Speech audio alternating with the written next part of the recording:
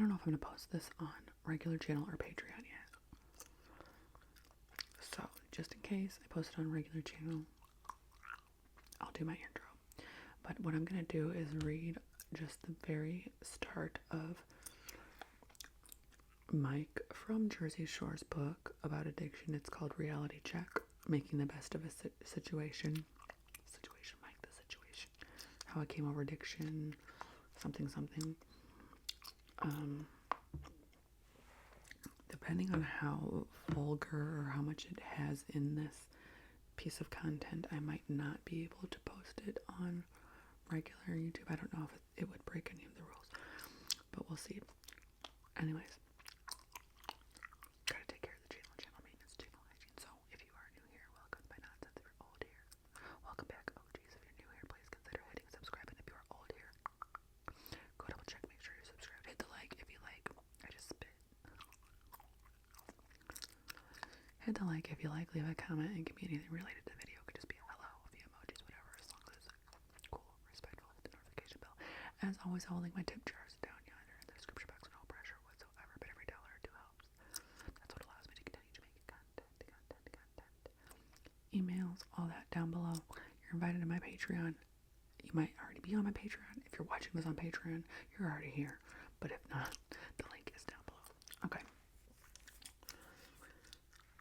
So, Jersey Shore. I watched it. I looked like it. It was a time when it made trashy look good. We look trashy for sure, but we look good doing it. Mike was not my favorite character. I felt like he had like such an ego, but I've grown to like him over the years, like as I've seen things more recently, and a lot of that probably has to do with him recovering. So I knew he had addictions, and I was in my head I thought it was like pills and alcohol, maybe a little, but I have a friend that's reading the book right now, and she was like, yikes, I keep spitting today, what the heck is going on? I'm glad you guys aren't like in my face. Okay, so let's read this prologue. Forewarning, what you're about to read is both shocking and mind-blowing. You will likely be astonished by many of the accounts told within. Drugs and reality stars, the stuff the cameras and tabloids never showed you. In some cases, I can barely believe these are my own stories. I know that feeling, Mike. During the final editing process, as I reviewed these often unbelievable accounts of my life, I found myself feeling simply grateful and blessed to be alive. At its core, it's an inspirational story, one about never giving up, no matter how many times you've been knocked down. It's a story of redemption and positivity, or, as I like to say, resilience in all its brilliance. This book details my experience, strength, and hope. My desire is for you to enjoy reading it as much as I enjoyed writing it. If you take away half of what I put into it, consider yourself as having come out ahead. At the end of the day, I'm honored you decided to take this journey with me. Sincerely, from the bottom of my heart, thank you. Without my fans, there's no situation. I always believed that one day I would detail to the world how I overcame so many trials and tribulations in the hope that it would become part of someone else's survival guide. That's my goal for this book, to help as many people as possible by telling the story of Mike, the situation that no one knows. Aside from the tabloid fodder, and yeah, there's a lot of that, this book is also a love story. A classic one at that. Boy meets girl. They fall in love. Boy loses girl. After much pain, boy gets girl back. If Shakespeare had been a reality star, he may have written this book. But I remain brutally honest and accountable through its duration. You will hear the sordid details of many of my unpredictable and outlandish ventures. I hold nothing back within these pages. I divulge the good, the bad, and the ugly. There's a lot of all three. That I promise you, the reader, to keep everything true and honest as it happened. But I also try to keep it light and positive because that's how I live my life. I've always been that way. To be honest, my personality is much like you see on TV, just slightly less extra. During the throes of my most of which were played across your television screen, even if you didn't know it at the time, I was my own worst enemy. I'd always been me versus me, battling my demons. In my younger years, I didn't know how to control those demons, and too often I lost the battles. But in the past 8 years of sobriety, the tides have turned. I refuse to lose the war, though I still fight these battles every day. Even now, as a champion of addiction, I recognize that this is a lifetime fight against the monster lying dormant inside me. I'm fully aware that somewhere deep below, ever lurking, that darkness remains present. 'Tis the nature of life and this disease. I will never stop working to ensure that the old sitch never claws his way out and rears his ugly head. I win each day by exercising, maintaining a healthy lifestyle, focusing on mindful decision making, and leaning on my faith. Each day is tackled one day at a time, adhering to the principles of the 12 steps and having the acceptance that life is going to happen on life's terms. Every day I practice being my best self and being better than the day before. Once each day is over, I place my head on the pillow, let go, and let God handle the rest. But before all that, as a handsome young Italian American with a cocksure smile and a quick mouth, I was another carefree kid with big hopes and dreams. Unfortunately, after achieving those dreams, I subsequently let them slip through my fingers.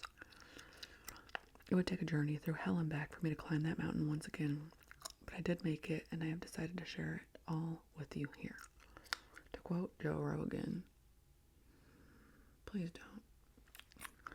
I love a success story, but even more than a success story, I like a dude who fucks his life up and gets his life together again story.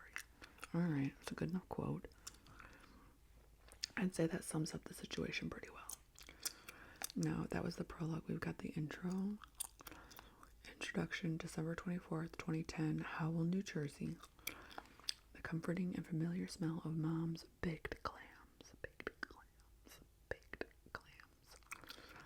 Filled the house, sauteing garlic butter and olive oil sizzled invitingly from the kitchen. My brother Frank stood at the counter pouring large glass of red wine.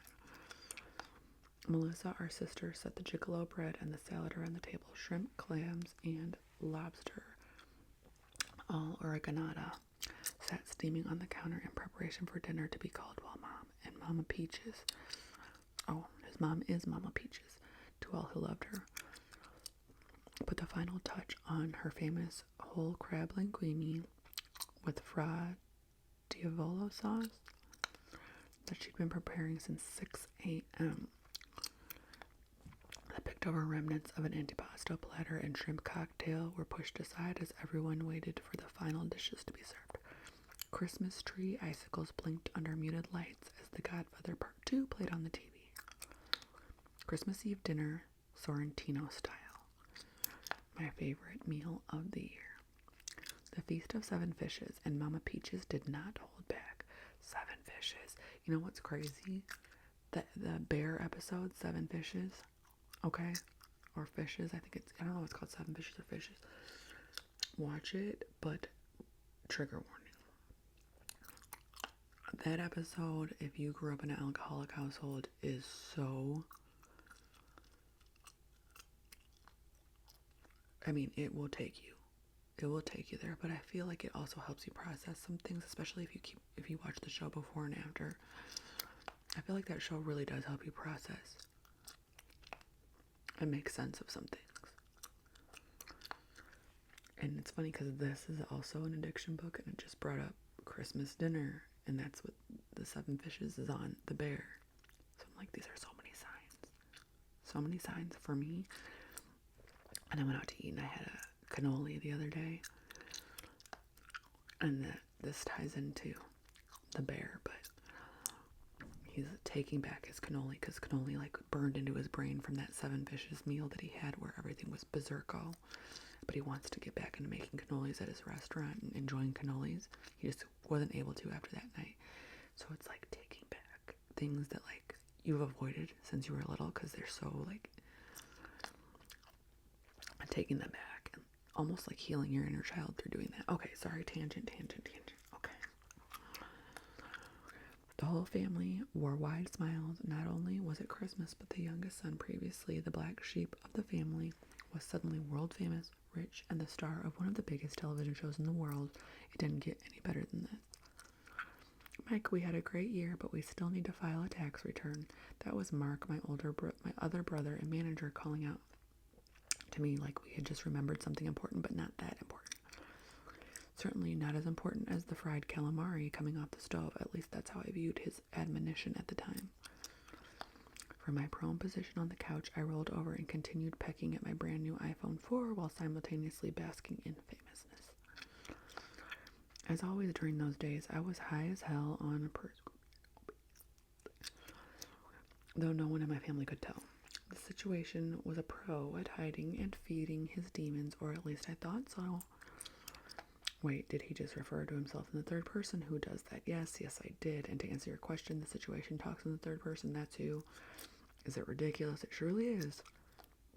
But at the same time, it's amazing because sometimes ridiculous is amazing. Anyway, Mark was right. It had been a great year, my first full one in entertainment, and it was like I'd hit the lotto. The situation was a household name and booming business. The reality show I starred in, Jersey Shore, had exploded into a cultural phenomenon. DTF, grenade, smushing, had entered the American lexicon like heat-seeking missiles. A couple months earlier, Leonardo DiCaprio had sought me out at the club Coco de Ville in West Hollywood. He was there with Bar Raffaelli. I don't know who that is. And when he saw me, grinned wildly before dabbing me up and yelling in my ear, GTL all day. Leo. President Obama mentioned me during his speech at the year's Correspondents Association dinner, ironically joking that the situation should be exempt from the tanning tax. I wonder if this offer still stands and my accountants can apply it for a tax credit. Unfortunately, years later, the government would not adhere to the president's guidance to go easy on my tax obligations. GQ magazine, which had just named me the sensation of the year, estimated my earnings at $5 million that year. I wasn't sure, but it sounded right to me. I was the talent, not the accountant. I made it, I spent it, but the truth was I had no idea how much it all added up to.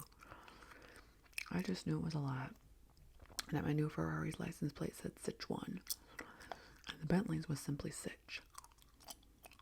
I had people to handle the rest of it, business people.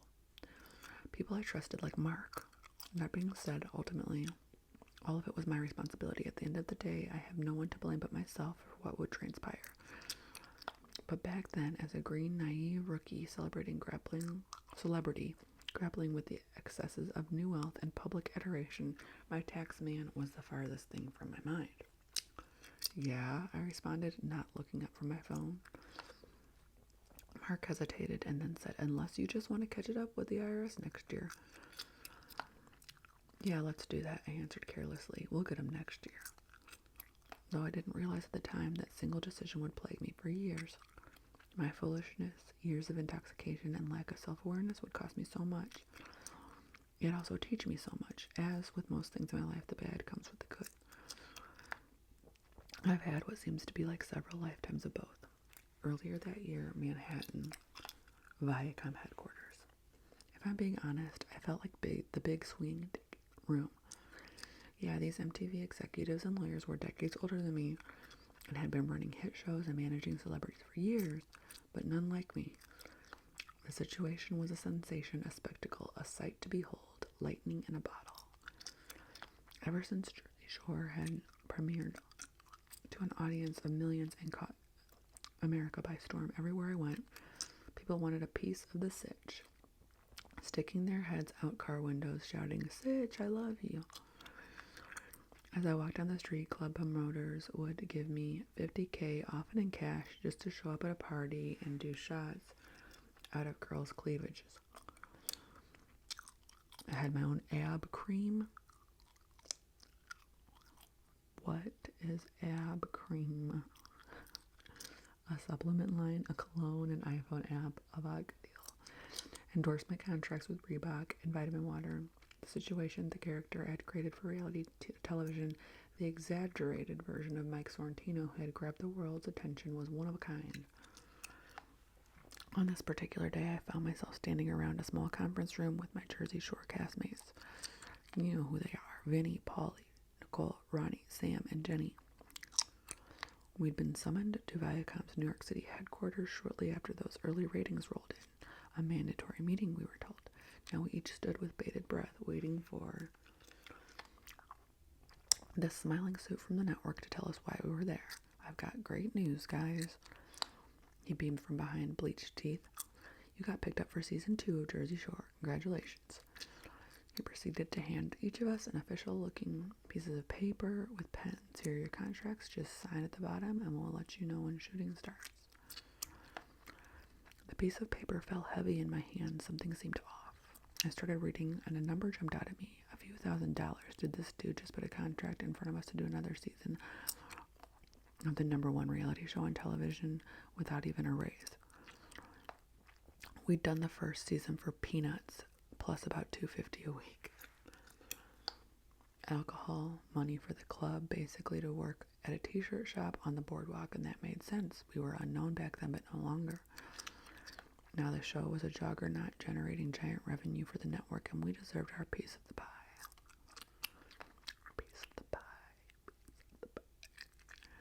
I traded glances with Vinny and Jenny, deer in the headlights. Nicole and Polly adjusted their stances. You could hear a pin drop. The awkwardness was made palpable. We were thinking the same thing. Do we do this? It felt like an ambush. The executives hadn't told us why they'd gathered the stars of their newest hit. None of us had representation or a lawyer present. I was just going to say I'd put that paper back down, and collectively I'd be like, well, we need time. But do we do this? It felt like an ambush. The executives, oh, sorry. I may have been new to the business, but even I recognize these as major red flags to me. One of the breakout stars of this show putting contracts in front of us without our agents seemed very questionable. I may not be especially business savvy, but I knew better than to sign a contract no one on my team had reviewed. Besides, we were the stars of the show. We were the ones in control. If we walked, they'd have nothing. I knew it. They knew it.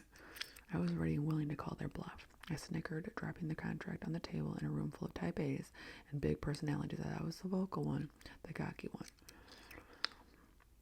The one with confidence to my voice and displeasure to these studio executives and their lowball offer. What happens if I don't sign it? I sneered, pursing my lips and raising my eyebrow. Just so you see me do hundreds of times on TV. We're going to replace you, was the reply. Bullshit. Yeah, okay, good luck. I shot back, walking out of the room. I had no idea if anyone else was signing that contract, but I knew I wasn't. They couldn't do that show without me. We had earned raises, and big ones negotiated by our lawyers and representation. I had presented a character to the world for the first time in reality TV history. Would be impossible to recreate. That's right, the situation was irreplaceable, and I knew it, so did they, so yeah, good luck. As I pressed down the button and waited for the elevator, I couldn't help but recognize that this seat of power, the future of the generational show and brand, was in our hands. It was a far cry from where I'd come from, but the truth is I always knew I was going to be a big deal. I had simply taken a circuitous path to get there. On the way down, I called my manager, Mike Pedalino. It was time to bring the big dogs to finish these negotiations. We need to get lawyers involved, I told him, resolutely referring to my super attorney, Dave Feldman. I knew Dave would put us in the best position to win and to get what we deserved. To paraphrase what contort the lyrics of the immortal Mr. Biggie Smalls, I grew up in a effing screw-up, took a chance on reality TV, and blew up. Now it was time to get paid accordingly. Okay, so that is the prologue. That is the intro. I think it's a relatively long book.